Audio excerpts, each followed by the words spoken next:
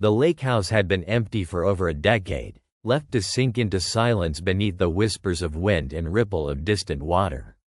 Ivy threaded through its clapboard walls, and the dock had partially collapsed into the lake, leaving jagged wood slats like broken teeth. When Caroline inherited it from her grandmother, she barely remembered the summers spent there. Only snippets: wet grass underfoot, the metallic scent of the lake, her grandmother muttering to herself behind closed doors. Still, something about the untouched stillness called to her. She drove up alone, determined to spend a week in peace, unplugged from noise, work, and obligations. Peace, as it turned out, was the last thing the lake house had to offer. Inside, the air held a damp, loamy scent, like rotting leaves sunk beneath the lake. Dust filmed over everything. Furniture trapped mid-conversation, photo frames askew, a teacup left half full on a doily-marked side table. She walked through, fingers grazing surfaces, noticing things she couldn't remember being part of her childhood.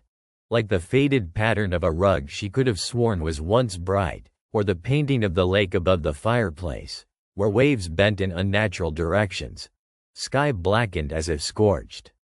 There were doors she couldn't recall, like one at the end of the second-floor hall. It was locked, of course. She tried the handle twice, both times more out of irritation than curiosity. It didn't budge. Still, a low vibration thrummed through the metal, a pulse woven into the wood, like the door had been waiting for someone to return. That night, sleep came in fractured pieces, voices sliding at the edge of hearing, like murmurs across a frozen lake. At one point, she woke mid-dream, convinced someone had been tugging at her sheet.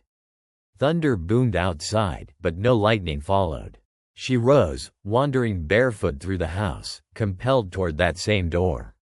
She placed her palm flat against it. Cold, but strangely damp. Heavy silence pressed from the other side. From beneath the door, a sliver of movement caught her eye, not shadow, not light. Something denser, slow. It traced along the gap, then withdrew when she stepped closer. Caroline whispered something then, not a word but a shape her mouth made without her permission. It tasted of iron and rot. The next morning, the lake was gone. She stared from the kitchen window, coffee turning cold in her hands, and saw only dry, cracked earth where water should have been. The dock lay warped on the ground like the skeleton of some stranded beast. No mist, no fog, no smell of algae or the coughing of frogs.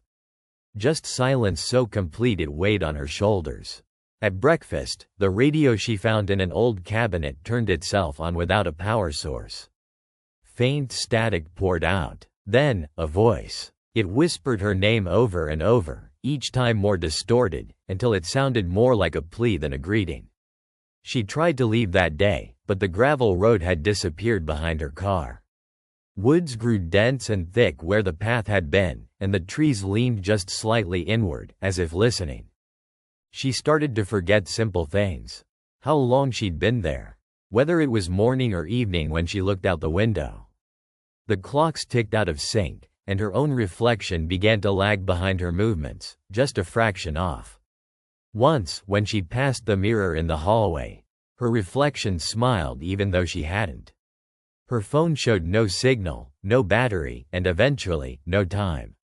At night, the door at the end of the hall trembled, then whispered things back to her in her own voice, warped and off-tempo. She found herself answering without knowing what she was saying. Once, she woke at the threshold, keys in hand, though she didn't remember where she got them. The keyhole burned with cold when she touched it. On the sixth night, the lake returned. She heard it before she saw it, the shifting, breathing silence of water moving through the reeds.